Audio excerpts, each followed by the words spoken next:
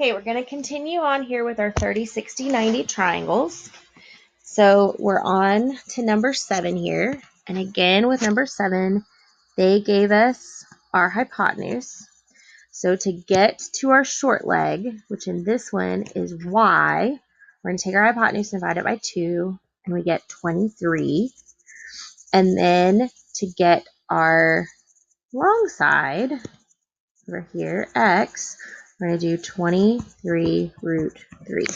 Now notice, guys, I'm not doing any Pythagorean theorem here. We're just using this up here at the top to kind of guide us. So you've got to have this memorized. Okay, then over here, now they're going to throw us a curveball. So our curveball here on number 8 is that they've given us our long side. So when they give us our long side, we have to set that equal to our long leg property, which is that x root 3. We're going to have square root divided by the square root of 3. Now, just like we did on the 45, 45, 90 triangle, we have to rationalize that denominator. So when we do that, we're going to end up with that long side times the square root of 3 over 3. So that means that our short side, our y, is 20 root 3 over 3. Then, because they really want to throw us a curveball, to get our hypotenuse, remember the hypotenuse is 2 times this x. So we have 20 root 3 over 3, and we have to multiply that by 2. Now, that 2, we just multiply by that part that's out front, that whole number out front. So we get 40 root 3 over 3 for this one. Finally, with number 9 here, we're going to do the same thing again. So they gave us our long side again, but look how nice they were. It's actually just 9 root 3. And that equals x root 3. So guys, what is x? X is just 9. So that means that our short side down here is 9. And our long side is 2 times 9. So it's going to be 18. And look at those nice whole numbers and not weird fractions. Okay, let's keep practicing. So we have to determine, and I'm going to write them out over here to the side so we don't forget. 45, 45, 90 is x for the leg and x root 2 for the hypotenuse.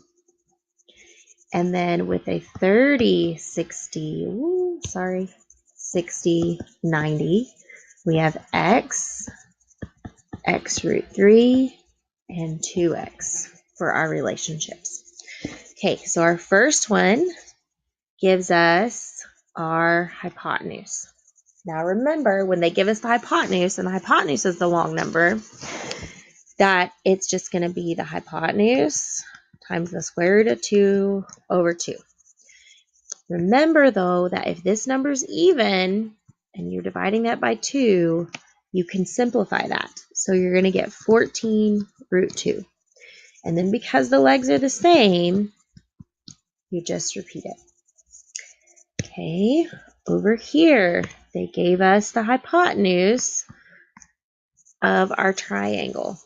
So the hypotenuse is 16, which means that our short side is 8, because we divide it by 2.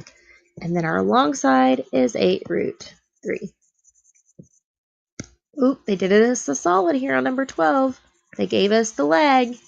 So our other leg is 4, and our hypotenuse is 4 root 2, because this is a 45, 45, 90 triangle.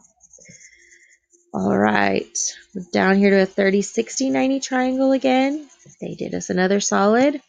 There's our short side at 11. So our long side is 11 root 3, and our hypotenuse is 22. 11 times 2 is 22. On number 14, they gave us our long side as 15 root 3. And when they give us it with the root 3 already, our job is so much easier, because then our short side is going to be just that part out in front of the root 3, or 15, and our long side is going to be 30. For 15, we are looking at a 45, 45, 90 triangle. And look here, guys, we didn't do this already with a 45, 45, 90, but they gave us that 9 root 2, right? And we know that that's equal to x root 2. So our legs are just going to be 9. So 9 and 9. Easy enough. 16. Now on 16, they did throw us that ugly curveball by giving us the long side, that's 6. So we have to remember to divide that. So it's going to be, oh my gosh, why is that not doing it? So it's going to be 6 root 3. So we have to multiply it by, or, woo, that is not right. Sorry, it's going to be 6 divided by square root 3. And then we have to multiply by root 3 times root 3. And that gives us 6 root 3 over 3. But again, with that fraction, we have to simplify it. So it ends up being, for our short side, 2 root 3. So then if our short side is 2 root 3, we have to multiply that number out front, and we get 4 root 3. Okay, 17. Oh, they're getting harder and harder. So with 17, they gave us our hypotenuse in our 45, 45, 90 triangle. So we have to take the square root of 10 and divide it by the square root of 2. You can combine your numbers like this underneath the radical like this, and it saves you some time. Because when you do that, 10 divided by 2 is just 5. So this is going to be square root 5. And then our legs are congruent, so we just leave them as square root of 5. Okay, for 18, they gave us our hypotenuse again. So that means that our short side is half. So half of 38 is 19. And then in this case, the long side is easy because it's 19 root 3. Now down here, as we keep going, our triangles get a little bit harder. And so you're not going to see any double triangles like this. So you can mark this part out on your notes. Now, I'm going to say one final thing is that we went really fast. I flew through these.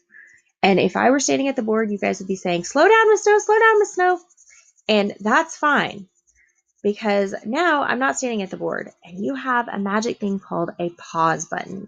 You can also back up your video and rewatch my explanations as many times as you need so that you understand where each part comes from. And one other final thing is that you need to memorize these relationships that are in the box on page 1, because it's these relationships that help you fly through these. Now, can you find these using Pythagorean theorem? Absolutely. But if you remember all of these relationships, it will go so much faster, and your homework will be faster.